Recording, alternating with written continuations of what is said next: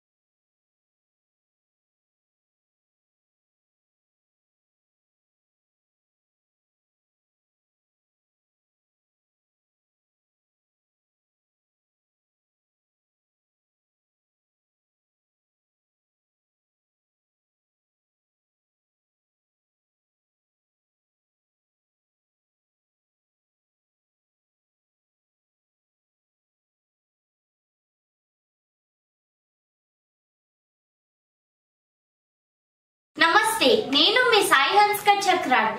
ఈ corona virus చాలా తొందరగా స్ప్రెడ్ అవుతుంది. అందుకే మనం సోషల్ డిస్టెన్స్ పాటించడం, చేతులు కడుక్కోవడం, మాస్క్ పెట్టుకోవడం ఇలాంటి చిన్న చిన్న చర్యల వల్ల మనం కరోనా వైరస్ ని తరిమి కొట్టచ్చు.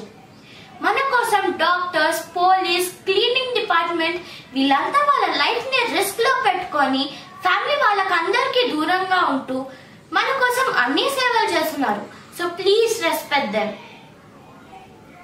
మనం ఈ బిజీ లైఫ్ లో జాబ్స్, బిజినెస్ అనేసి ఒకరికొకరు మాట్లాడుకోవడానికి కూడా టైమే దొరకట్లేదు. అందుకే ఈ లాక్డౌన్ లో మనం మన ఫ్యామిలీ తోటి హ్యాపీగా ఎంజాయ్ గా గడపాలని నేను కోరుకుంటున్నాను.